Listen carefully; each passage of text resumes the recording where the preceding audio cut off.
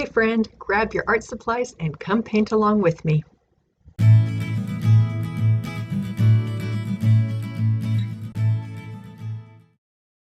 Hello and welcome. This is Betty with Betty Franks Art. So glad you can be here with me today. All right, we're going to jump right into this. Here I'm showing you I've got a 6 by 6 by 2 inches on the side. It is a panel or a cradled panel, and I already put a layer of gesso on the top and the sides because I like to paint on the sides, so I made sure that I had gesso on the sides. I let that dry before I got started today. So here I like to start with my mark making, which is just a bunch of scribbling, to be honest with you. It's my way of just loosening up and relaxing and getting my hand moving, getting the motion going, and not having to look at just a white substrate. So this is a way to kind of just break in the whiteness of it all and to not be so intimidated as to, okay, well, where do I go from here if it's just plain white? So that's my way of jumping in there. Here I've got a couple of acrylic paints that are from Liquitex that I've had forever. And if you saw my last video, I think I may have used it in one of my last videos. And I'm still trying to use up those tubes. When I work this small, I don't go through a whole lot, so it takes me a while. And here I've got a number of different ones. And this one here, this phthalo green, is a new color. So I was so happy that I finally got to go visit Nova Color Paint in Southern California. They're in Culver City.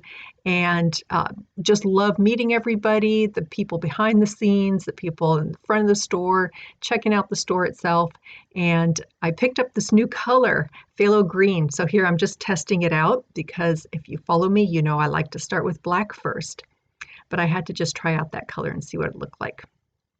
Okay, so I've got this India ink sitting on my shelf forever, and I'm trying to use up some of my art supplies that I have that have been sitting around. Now, India ink isn't going to go bad, the best I know, but I did want to use it instead of having it just sit there.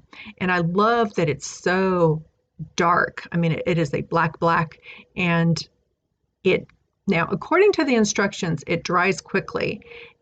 I did get my heating tool out, and here I'm going to hit it with my heating tool, which in a moment here, which I totally forgot to speed up. So I'll just talk through that part. But going back to Nova Color Paint, absolutely loved finally getting down there and meeting the folks and checking out their facility. So that was a lot of fun. And if you live in the LA area, you should go and stop by and visit them.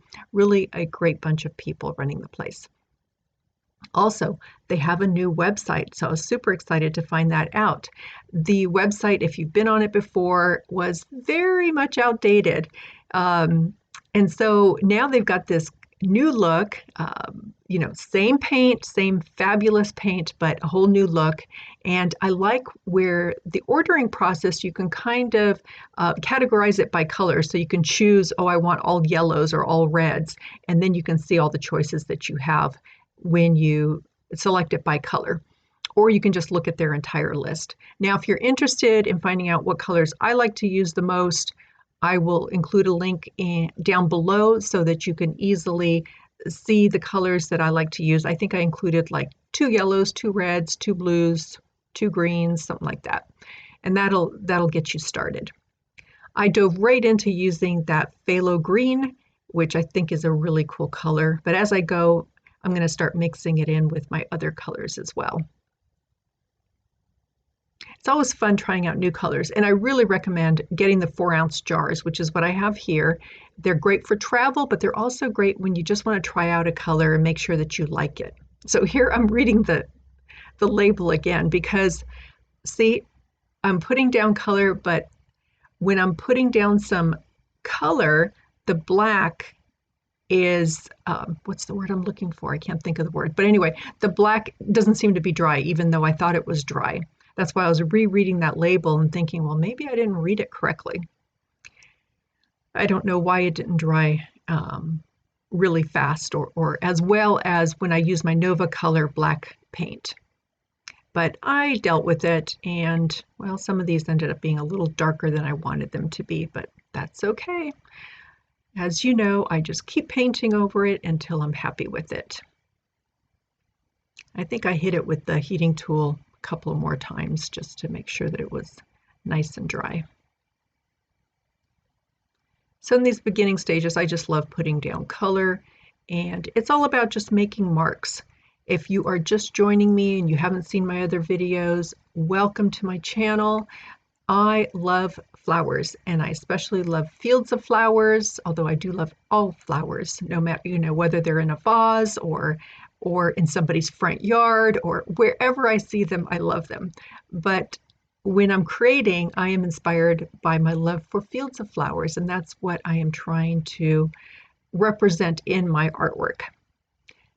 So because I have this love for fields of flowers, I am using marks that you would see in nature that would resemble or remind you of things in nature, such as flowers, but also not so limited to flowers. I also love trees, I love clouds, I love fences, old fences I absolutely love, especially the ones that are old and falling down, those old wood ones with wire on them. Love, love, love those.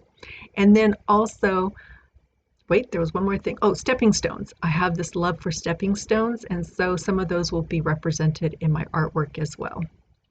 So it's not just fields of flowers, but the majority of it is all about my love for fields of flowers. So again, if you're just joining me, welcome, and there are many more videos. If you're enjoying this video, check out my other videos.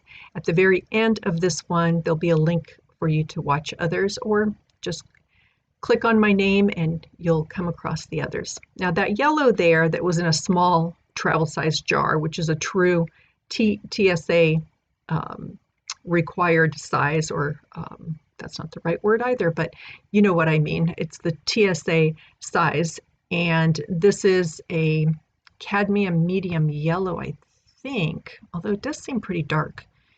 It looks more like a mustard. Maybe it's the ochre yellow. I like that color too. So here I'm just mostly using that one out of the jar, but I'm adding some white to it also to brighten it a little bit.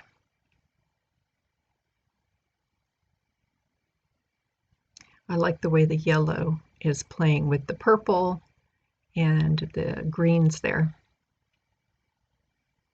So the yellow ends up being kind of an accent color in this particular case. Now, I also do have a link to all of my favorite art supplies, and that you'll find in the comment section under this video, or usually I try to remember this as soon as I post it, but I try to get it in the first comment below as well so that it's easy to find.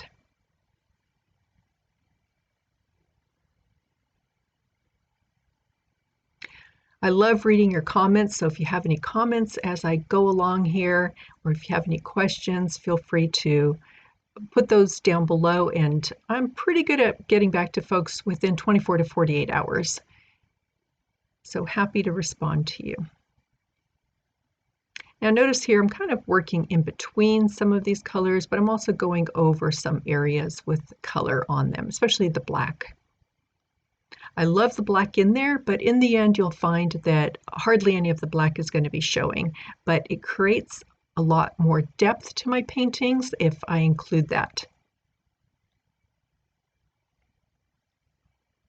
Now some of the comments that I get is, or are, use the correct English here, that folks will say, I tried creating like you and it just doesn't look like your artwork.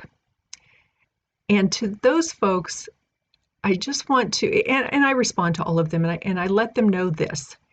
I've been doing this for a number of years, actually since 2018. Officially, there was a few things I did back in 2017, only a couple of pieces that resembled something close to this.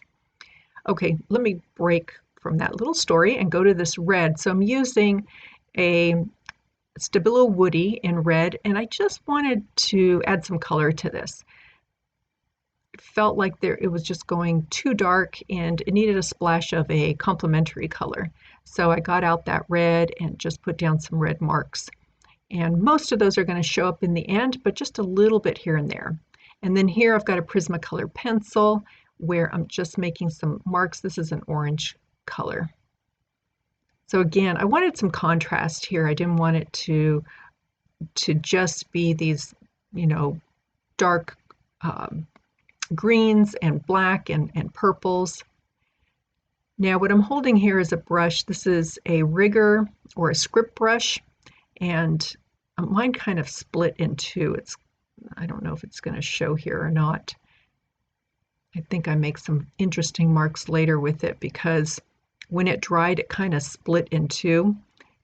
And so there we go. I'm trying to keep it so that it stays together, but I think I need to find a way. See, here I'm making two marks with one brush stroke because it just dried funny. So I'll have to figure out a way to try to get those to stick together. But in the meantime, I'm just using what I can, and I'm just making two marks with one brush stroke. And that seemed to work as well too.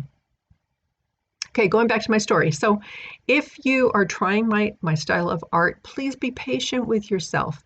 Don't think of it as a sprint, but rather a journey. So a journey that you are going to be on for an extended period of time.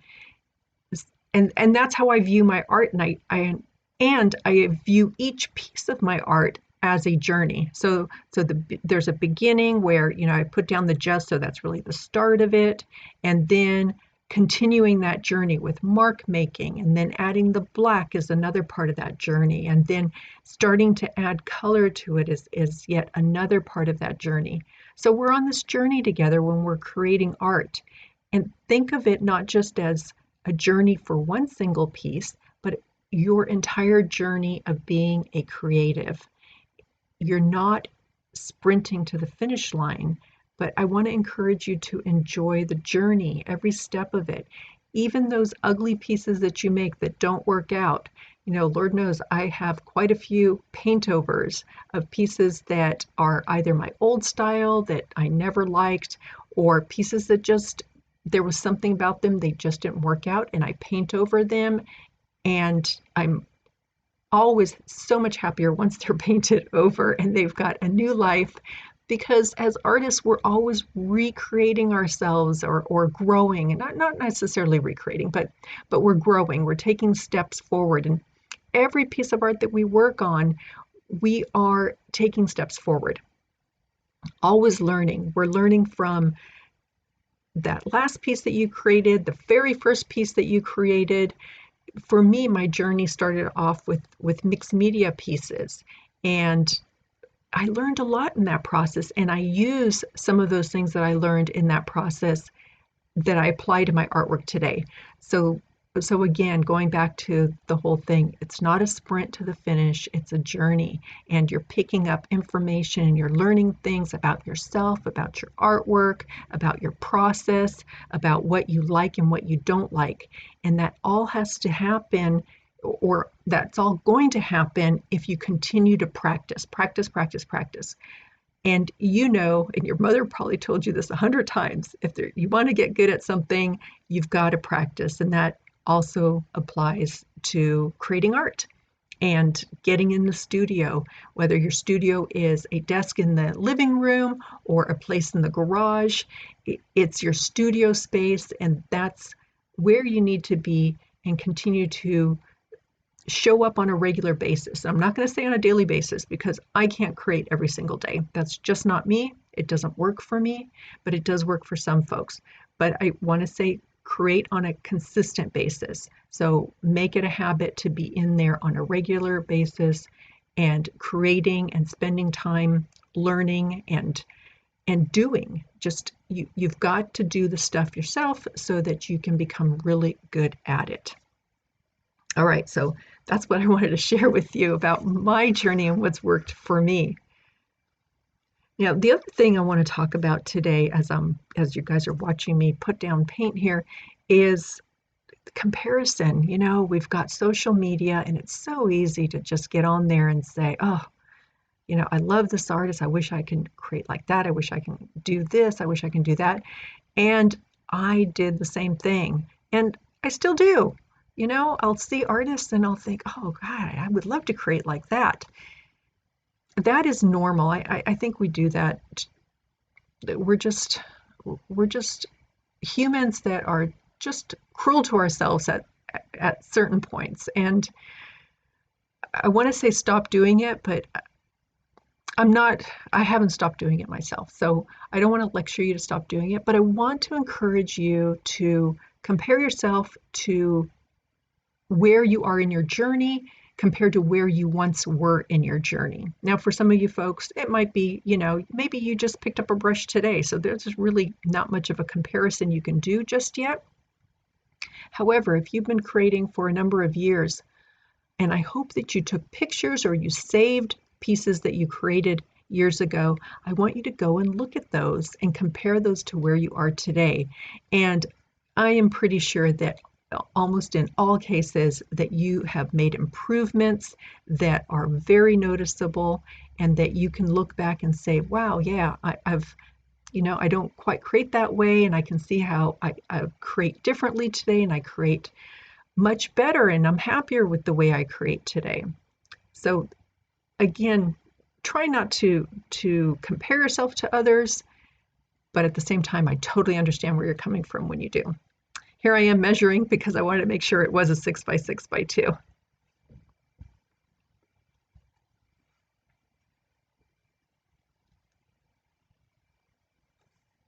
The other thing that I really love doing over the years, and for me, I did not go to art school. I didn't get into art until just before my 50th birthday, when I started creating mixed media art. I stumbled across it on the internet, fell madly in love with it, and thought, oh my God, this is what I want to be doing.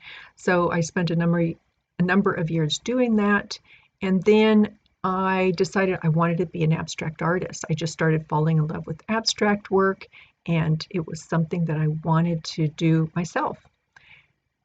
Now, in doing that, before I wanted to be an abstract artist, I was taking some workshops and learning from other artists. And after I wanted to be an abstract artist, I continued to take workshops. And it was wonderful. I did online, I did in person, although for me, I love, love, love and prefer in person. That's just my personality. But I know that doing online works for a lot of folks too, especially if you're really far away from artists who you admire and you just know that you're not going to be able to do in person with them. And the beauty of COVID-19, if there can be any beauty about it at all, would be that we've learned to be able to do workshops on Zoom. So we're live, but we're not, within distance to give each other a hug, but we can still learn that way as well. So I encourage you to find artists that you love, that you admire, whose artwork you really enjoy, and take workshops with them and learn from them, and find there's going to be something that you learn from them. Maybe it's mixing of colors, maybe it's the different uses of brushes or other tools, or maybe it's just their process, their layering process, but you're going to walk away with something that you learn that you can apply to your own artwork. So I really encourage you to, at least once a year, find one artist that you like and take a workshop with that person. I know for folks, budget is a big, what do I want to say? Decision, it plays into your decision about, what kind of workshops you can take. But there are so many of them out there that range anywhere from $29 to hundreds of dollars to thousands of dollars for an in-person workshop. So I know that there are price points for everybody. So again, really strongly encourage you, take workshops. I absolutely love taking workshops. I will continue to take workshops. Last year I didn't because of COVID-19, and this year still, I guess we can say COVID-19 because we're just now kind of coming out of it. We are at the beginning of July right now. I'm in California, and we lifted restrictions pretty much across the board just a few weeks ago. So I don't think I'll be doing an in-person workshop this year, but I certainly will be making plans to take one next year. There's a little bit of my hair hanging over. I just noticed that. Okay, so I'm continuing, and the brushes that I'm working with here are really small brushes because again, we're working on 6x6 panel, so really small. So I like to work with small brushes that are appropriate to the size of my canvas. Of course, when I'm working on those really large ones, if you've seen videos of me with those, I'm working with a size 12 or 14 brush, sometimes a 10. But with these here, I don't even know what size these brushes are. I'm not good at brush sizes. Maybe a 6 or an 8, I'm going to guess. Here I'm adding a lot more white. I wanted to lighten up everything. I know in some of my videos I've talked about values and the importance of values. So as I'm working through my layers, I'm not thinking too much of values at the very beginning, but more towards the end.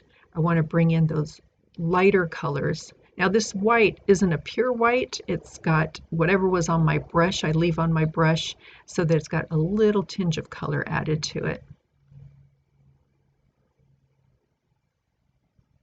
And as you can see, I've got some of those really dark areas already from my early layers, and I know in that upper right hand corner as I was talking before, I added a little bit more back in there. Here I've got a Stabilo Woody again. This is in a white. So I'm adding white not just with acrylic paints, but it can be done with mark making tools as well. If you are enjoying this video and if you haven't subscribed to my channel already, I would love for you to subscribe and hit the bell so that you're notified when I send out another video.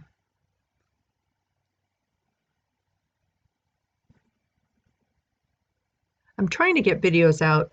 Well, I did it for every week, but this one is like 2 weeks since my last video. So I try to be pretty consistent with getting new videos out there. I also have a series of videos on art business, so you can check those out as well.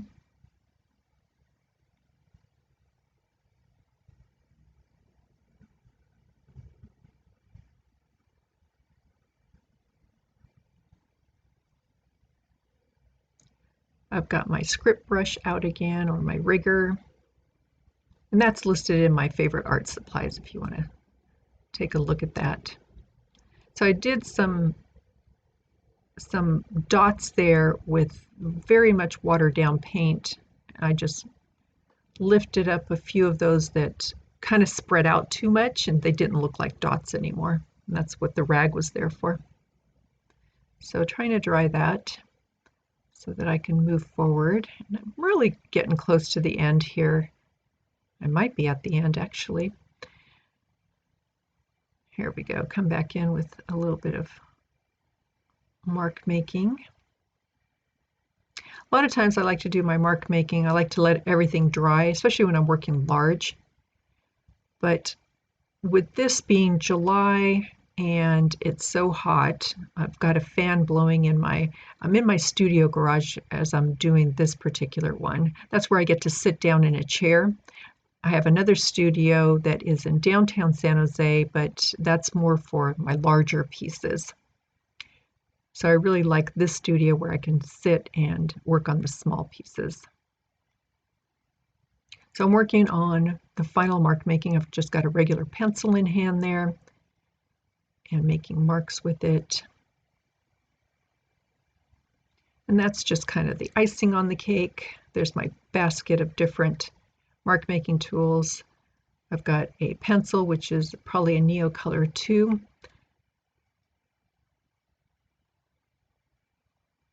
And I'm working with colors that complement, other than that orange and red that I did earlier. Those are adding just a touch of accent.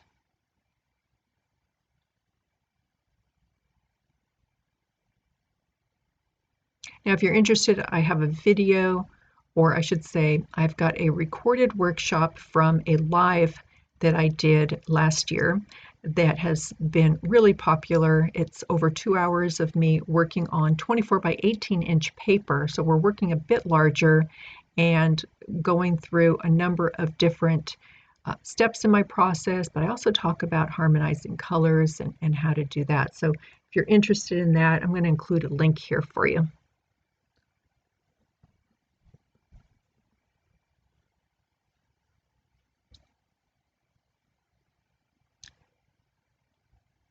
Adding just a few more marks. That's a Prismacolor pencil there. When I'm done with this, then I use a spray varnish, and then I put down 2 coats of Liquitex varnish. I'll include a link here so that you can check out how I like to varnish my art. It's a link to varnishing art on paper, but same process I use on paper, I also use on wood and canvas pieces.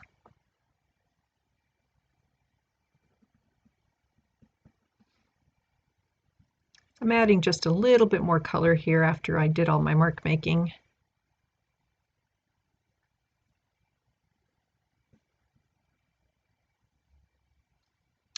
Okay, so I brought in that white that you see below my hand is another panel that's the same height so that my hand can easily put my signature down. All right, so I did slow down the video here so that you can see all the details.